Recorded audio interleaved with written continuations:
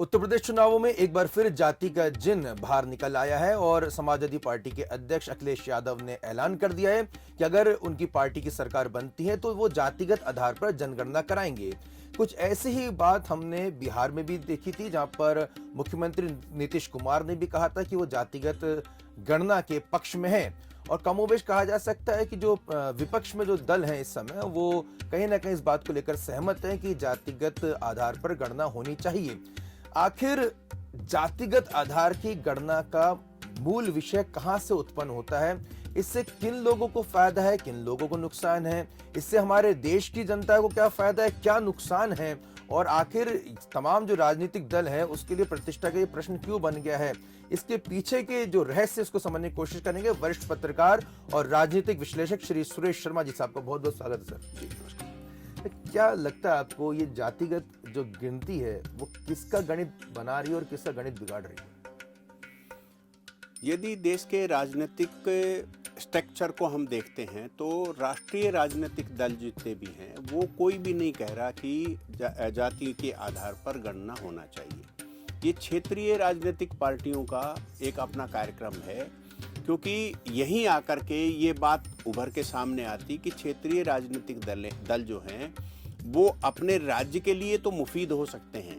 परंतु देश की पॉलिटिक्स में उनका उतना स्थान नहीं होना बन पाता है, क्योंकि वो राष्ट्रीय परिप्रेक्ष्य में सोचने की बजाय अपने छोटे से राजनीतिक स्वार्थ के लिए सोचते हैं। और यही स्वार्थ जो है ये जातिगत जनगणना में हमें दिखाई दे रहा है। बिहार में यदि जनता दल यूनाइटेड की बात देखें तो वो भी क्षेत्रीय ही दल के समान है। यदि राजद को देखते हैं वो भी क्षेत्रीय दल के समान है, वो क्षेत्रीय दल है ही वो तो स्वयं। और इसी प्रकार से अखिलेश यादव जी की जो राजनीतिक पार्टी है समाजवादी पार्टी, वो भी क्षेत्रीय दल है। और इनके अपने जो निहितार्थ हैं वो इस आरक्षण इस जातिगत गणना के कारण बनते हैं, और इसको लेकर के राष्ट्रीय राजनीतिक दल मना करते हैं, क्योंकि इससे एक सबसे बड़ा नुकसान होगा। और सबसे बड़ा नुकसान ये होगा कि वसुधैव कुटुंबकम की भावना हम विश्व में लागू करते हैं, लेकिन जो एक रूपता है भारत की, अनेकता में एकता की जो विशेषता है, वो जातियों के होते हुए भी हम जातियों में नहीं बटें, इस मानसिकता से है। क्योंकि एक बात आप गौर करिए, हमारी जो सांस्कृतिक विरासत है उसमें हम जातियों में अलग अलग होने के बावजूद भी रिश्तों में बंधे हैं। हम किसी के चाचा होते हैं, कोई हमारा चाचा होता है, कोई हमारा भाई होता है, कोई, जबकि वो पारिवारिक दृष्टि से भाई और जाति उससे रिश्तों में नहीं बनते। लेकिन जो भारतीय परंपरा है उसमें जातियों पर रिश्ते भारी हो जाते हैं, और जातियां जो है वो अपने रौद्र रूप में नहीं आ पाती, और ये राजनीतिक पार्टियां उसे रौद्र रूप में ला करके और उससे समाज में एक प्रकार का विघटन चाहती है। कहा जा सकता है कि वो समाज में विघटन चाहती है। ये बहुत ही गौर करने वाली बात ये भी है सर, मैं आप चाहूँगा कि इसमें भी आप थोड़ा विश्लेषण करें कि जब जाति की बात करते हैं तो कमोबेश देखा जाए तो हिंदू समाज की बात हो रही होती है, इसलिए इसमें कहीं मुस्लिम समाज की बात नहीं हो रही थी, जहाँ पे भी काफ़ी फिरके हैं। हम अगर मोटे मोटे स्तर पे ले लें तो शिया, सुन्नी, अहमदिया, बरेलवी, देवबंदी, तमाम तरह के फिरके वहाँ पे भी मौजूद हैं। चाहे हम क्रिश्चियन कम्युनिटी की बात करें, वहाँ पे भी कैथोलिक, प्रोटेस्टेंट और भी कई उनके ग्रुप्स हैं बने हुए हैं, तो वो उनकी चर्चा नहीं करती। उन्हें तो समग्र रूप से एक ही नाम दिया जाता है, मुस्लिम, ईसाई। लेकिन जब हिंदुओं की बात आती है तो उसके तमाम तरह की जातियों में बांट दिया जाता है। एक तरफ हम कहते हैं कि जातिगत आधार पर राजनीति जो है वो देश के लिए ठीक नहीं है, और दूसरी ओर इस तरह की जनगणना अगर कराई जाएगी तो फिर उसका परिणाम क्या निकलेगा? ये बिल्कुल जायज और व्यवहारिक पक्ष है कि यहाँ जो है इस देश की जो पॉलिटिक्स है उस पॉलिटिक्स को धर्म आधारित करने के लिए भी प्रयास होते हैं, और धर्म आधारित करने में निश्चित रूप से पक्ष लेने वाले जो राजनीतिक कार्यकर्ता हैं वो इस्लाम का पक्ष लेते हैं और वो जो है ईसाईयत का पक्ष लेते हैं। लेकिन हिंदू समाज में का पक्ष लेने की बजाय वो विभाजित स्वरूप में बात करते हैं। उसका परिणाम ये आता है कि एक संदेश ये चला है विश्व में या हिंदुस्तान की पॉलिटिक्स में या आम जनमानस में कि हिंदू समाज जो है वो जातियों में बटा हुआ है, उसके अंदर ऊंच और नीच का भाव है, उसके अंदर एक प्रकार से प्रतिस्पर्धा है कि एक जाति के बीच में भी विभेद कर दी, उपजातियां बनाने की बात की जा रही। तो ये जो बातें हैं ये केवल हिंदू समाज के तक सीमित कर दी गई हैं, जबकि आपने स्वयं इस बात को कहा है और मैं समझता हूं कि आपने एक बहुत तथ्यात्मक बात कही है कि यदि इस्लाम में देखा जाए तो 80 फिरके हैं, जैसा मेरी जानकारी में और आपसे भी चर्चा में ये बात आई। ये लोग आपस में एक दूसरे को पसंद नहीं करते। यदि हम पाकिस्तान का उदाहरण लेकर के देखते हैं तो जो बम विस्फोट होता है वो मुस्लिम समुदाय के दूसरे फिरके पर ही होता है, वहां भी यही होता है। तो ये सारा ही है। आप कर्नाटक का एक मामला देख लीजिए जो बहुत पहले का है, लेकिन बाद में तो आया कि जो आदिवासी और दलित जो है वो कन्वर्ट होकर के यदि ईसाई बने हैं तो वहाँ भी ये कहा जाता है कि ये जो है दलित हैं या ये हमारे वाले नहीं हैं, या जो इनकी जो कैथोलिक और इनकी जो ये परंपराएं हैं ये तो एक अलग बात है, वो तो वैश्विक स्तर पर है। लेकिन ये वहाँ भी जो है इसी प्रकार का। तो कई बार मेरे जैसे व्यक्ति के दिमाग में ये आती है कि केवल एक तरफ न सोच करके यदि इन लोगों को जातिगत गणना की बात करना ही है तो फिर सभी समुदायों के जातिगत गणना की बात करना चाहिए, केवल हिंदू समाज की जातिगत गणना की बात नहीं करना चाहिए। इससे जो पर्दा डला हुआ है वो पर्दा उठ जाएगा। जी बिल्कुल, पर्दा डला है और उठ जाएगा। सर एक बात और आपसे समझना चाहूँगा, क्योंकि जब ये इस तरह के नेता जो तमाम अपने जातियों के पैरोकार बनते हैं कि हम देखिए इस जाति के नेता हैं और हम उसके पक्ष में आवाज़ उठाएंगे, तो जब मैं आपसे चर्चा कर रहा था आपने एक बहुत ही एक महत्वपूर्ण टीवी इंटरव्यू जो कि टाइम्स नाउ नवभारत में आया था, सुशांत सिन्हा जी एंकर हैं, उन्होंने सीधे सवाल स्वामी प्रसाद मौर्य जी से पूछा था। तो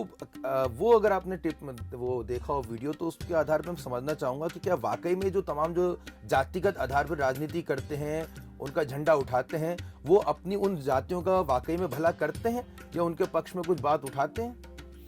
दो तीन बातें आती हैं इसमें निकल करके। सबसे पहली बात तो ये निकल करके आती है कि जो जातिगत पॉलिटिक्स करने वाले नेता हैं, चाहे वो मायावती हो, चाहे पुराने जमाने के रामविलास जी पासवान हो, चाहे वर्तमान में ये सब हों, जो आज स्वामी प्रसाद मौर्य हों और चंद्रशेखर आज़ाद रावण जो हैं वो हों, ये सारे लोग जो हैं ये अपने आप को क्रीमी लेयर में ले जा रहे हैं, लेकिन अपने समाज के 5 लोगों के हाथ पकड़ करके नहीं बता सकते कि मैंने इस व्यक्ति को क्रीमी लेयर में लेकर के आया हूं। कोई इनके पास ऐसे उदाहरण नहीं। उनका बेटा चला जाएगा, उनका भाई चला जाएगा, उनका भतीजा चला जाएगा, लेकिन समाज का कोई व्यक्ति नहीं जा पाएगा। सुशांत सिन्हा जी की बात जो आपने की वो मैंने इंटरव्यू देखा था और उसमें उसको जनसत्ता ने कवर भी किया, उसको स्टोरी बनाई जनसत्ता ने। तो उसमें उन्होंने ये पूछा कि भाई मैं जो है यदि मौर्य हूं और आपसे ये सवाल पूछ रहा हूं कि अखिलेश यादव जी ने कौन से 5 काम किए हैं जो बता देंगे आप। मैं तो यहाँ तक जो है आपसे चर्चा में भी मैंने ये बात का उल्लेख किया था। मैं तो ये भी कहता हूँ कि यदि सुशांत सिन्हा जी उनसे ये सवाल पूछते कि स्वामी प्रसाद मौर्य जी आपने अपने मौर्य समाज के लिए योगी सरकार में कौन से 5 काम करवाए और उसको उन्होंने हाँ भरा या रिजेक्ट किया या जो है उसको टरकाने की कोशिश की, यदि ये जवाब भी वो उनसे मांग लिया जाता तो वो ऐसे ही मूक दर्शक हो जाते। इनके पास जवाब नहीं है, क्योंकि चुनाव से पहले दल बदल करके समाज को उद्वेलित करते हैं ये लोग, और समाज उस समय एकदम से राजनीतिक दृष्टि से देखने लग जाता है और उसका परिणाम ये लोग वोट में लेकर के 5 साल की मलाई सुरक्षित कर लेते हैं। इन लोगों का समाज से कभी कोई लेना देना नहीं रहा। ये समाज को जितना खाते हैं उतना यदि इनका यदि व्यवहार रहे समाज के प्रति, इनका काम रहे समाज के प्रति, तो मुझे लगता है समाज का उत्थान हो जाए। आप मध्य प्रदेश के संदर्भ में देखिए कि हमने जो है जयेश को देखा, वो कितने साल से कांग्रेस के विधायक के रूप में काम कर रहे हैं, लेकिन क्या आप बता सकते हैं वो कि उन्होंने आदिवासी समाज के लिए जो आंदोलन कर रहे थे उसके परिप्रेक्ष्य में कमलनाथ जी की 1.5 साल की सरकार में क्या काम कराया, भाजपा के वर्तमान मुख्यमंत्री के सामने क्या प्रोजेक्ट रखा। तो ये एक समाज के नाम पर अपनी मलाई को फिक्स करने की कोशिश करते हैं, और मुझे ध्यान में आना चाहिए या बाकी लोगों के भी ध्यान में आना चाहिए कि ये समाज के लोग भी अब इनसे सवाल करें कि आप हिसाब तो दीजिए हमको, 5 साल में आपने हमारे लिए क्या किया। अच्छा, तो ये बात और हैरानी वाली बात है और बड़ी इंटरेस्टिंग बात है। मान लीजिए कि फर्ज करें कि कोई एक जाति का नेता है, वो कह रहा है मैं इस जाति का नेता हूँ, उसका आवाज़ उठाता हूँ, लेकिन वो चुनकर तो एक विधानसभा से आएगा, चुन के तो एक संसदीय क्षेत्र से आएगा। क्या उस क्षेत्र में अगर सड़क बनेगी तो सिर्फ उसमें उसी जाति के लोग चलेंगे? उस क्षेत्र में अगर कोई पार्क बनेगा तो क्या उसी जाति के लोग उसमें एंजॉय करेंगे? उस क्षेत्र में अगर स्कूल बनता है, कॉलेज बनता है, अस्पताल बनता है, तो क्या सिर्फ उन्हीं जाति विशेष के लिए बनेगा? वो बनेगा तो सभी के लिए बनेगा। तो जब वो सार्वभौमिक उसका लक्ष्य है और समाज का हर तबका उस क्षेत्र को विकास के लिए उसमें वोट डालता है, तो फिर ये कितनी हास्यास्पद बात नहीं है कि एक जाति का नाम लेकर आप जो है अपनी नंबरदारी ठोकते हैं, उसका प्रतिनिधित्व ठोकते हैं और फिर वोट तो सबसे लेते हैं। ये बिल्कुल सही है कि जो डेवलपमेंट के काम क्षेत्र में होंगे, उन डेवलपमेंट के काम जो है किसी समाज के लिए या वर्ग विशेष के लिए नहीं होते। उदाहरण के लिए आपकी बात को ही थोड़ा सा मैं आगे बढ़ाता हूँ कि प्रधानमंत्री आवास योजना के अंतर्गत नरेंद्र मोदी जी ने एक कार्यक्रम शुरू किया। पूर्ववर्ती सरकारों ने भी उसको किया था, लेकिन उन्होंने थोड़ी सी गति बढ़ा दी, इसलिए मैंने इनके नाम का उल्लेख कर दिया। इनने जो आवास बांटे हैं उसमें क्या ये तय करके दिया कि ये जो है दलित को जाएगा? क्या ये तय करके दिया कि ये हिंदू को जाएगा? क्या ये तय किया कि मुसलमान को नहीं जाएगा? तो सबको गया है। तो बिल्कुल सही है आपका ये सवाल भी, और आपके द्वारा दिया गया संदेश भी सही है कि जो राजनीतिक काम करने वाला कार्यकर्ता लोकसभा विधानसभा का प्रतिनिधित्व करता है, उसके द्वारा किए गए कामों का सभी लोगों के अंदर जो है समान रूप से जो है उपयोग और उपभोग करने की स्थिति निर्मित होती है। लेकिन इसमें जो एक पक्ष है, वो पक्ष है सबसे बड़ा कि यदि किसी समाज को जो दलित है, आदिवासी है, या आज की तारीख में उसको पिछड़ा भी कह सकते हैं, हालांकि पिछड़े में भी इतने जोड़ दिए कि जो पिछड़े हैं ही नहीं, वो स्वर्णों से भी ज़्यादा संपन्न और समृद्ध हैं, लेकिन इन सब को जो उत्थान, सामाजिक दृष्टि से उत्थान करने का विषय है ये सारा का सारा। और जो आरक्षण दिया गया था वो इसलिए थोड़ी दिया गया था कि इनकी नौकरियां लगना चाहिए, इनके घर में पैसा आना चाहिए, इनके सामाजिक उत्थान के लिए दिया गया था कि यदि जो आरोप लगते रहे हैं कि इनके जो समाज एक विशेष था उसको जो है अवसर नहीं मिले, तो उन अवसरों को पूरा करने के लिए और इनको जो है आरक्षण दिया गया था। तो सामाजिक उत्थान के बारे में यदि स्वामी प्रसाद मौर्य या मायावती या अन्य